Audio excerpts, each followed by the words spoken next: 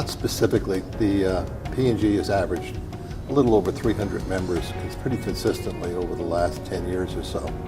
We obviously lose members because of death and some for expulsion. However, we are always picking up new members and recommended members. And as additional people get involved in the business, reach our minimum goal of 5 years, at that point, some of them apply for associate membership, then they become full members. So it hasn't really been difficult. We've changed qualifications a number of times, making it more difficult, but there seems to always be enough dealers out there that really want to be part of the P&G.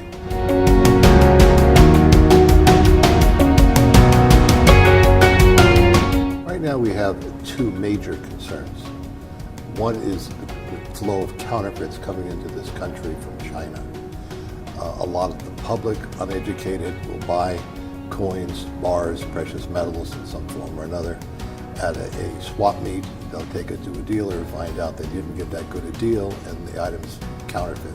Plus, dealers need to have a better way and a more secure way of identifying what a counterfeit is, because they not only counterfeit the coins, the precious metals, but they also counterfeit the holders. And having a coin in a PCGS or NGC holder that's counterfeit makes it sometimes more difficult, but because we need to get more identification, more information from PCGS and NGC on how to identify counterfeit holders. The other issue that's just come up recently is the intrastate sales tax issue. Recently we had the South Dakota versus Wayfair Supreme Court ruling where it's pretty much cleared the way for states and the federal government to make dealers start to collect sales tax in all 50 states and 1,439 different municipalities, states, counties, Indian tribes, school districts, and so on, which will make it a nightmare to fulfill orders for the dealers. Plus, it will cost our collector base substantially more money. Now, even if they're buying out of state, they're still going to have to pay local sales tax. We are fighting that issue. We are raising funds. We have congressional testimony that we're prepared to give to try to see if we can contain that.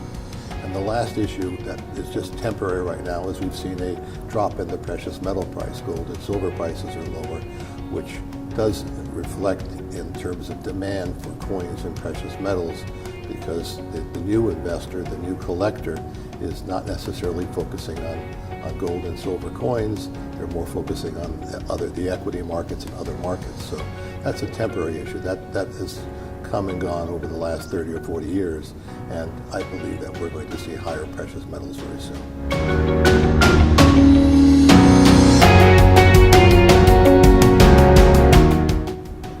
Other than the prestige of being in the group of 300 of the largest dealers in the country and getting instant credibility, the P&G offers many benefits to its members.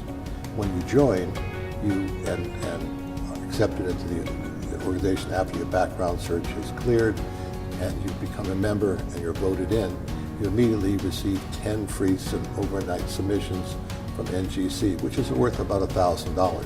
And then after the first year, you get 5 more. In addition to that, you're able to set up at the A&A Summer World's Fair of Money on the day before the setup day, which is a great thing for a dealer to be able to show his goods with his fellow P&G members. But the big benefits that the P&G offers is our agreements with the insurance agents. We have an agreement with Willis, who provides insurance for our members at a very discounted rate and provides coverage that they wouldn't normally get. The last thing is the fact that you can also be a member of the APMD, which is the Accredited Precious Metal Dealer Association. And you have to first be a member of the P&G, but now you also can be recognized as one of the country's leading precious metal dealers. Excuse me, there is one more thing. We have an agreement with Loomis, where if you're shipping to a convention or from one client to another or from yourself to a grading service, you can use Loomis at a special P&G discounted rate. So there are substantial amount of advantages for P&G dealers.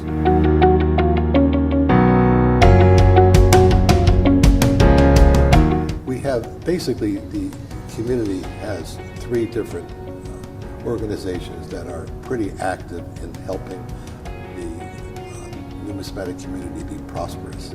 Of course, we have the ANA, whose main role is to educate and help new collectors increase the collector base, educate them so they can understand more about numismatics, and they do a fine job.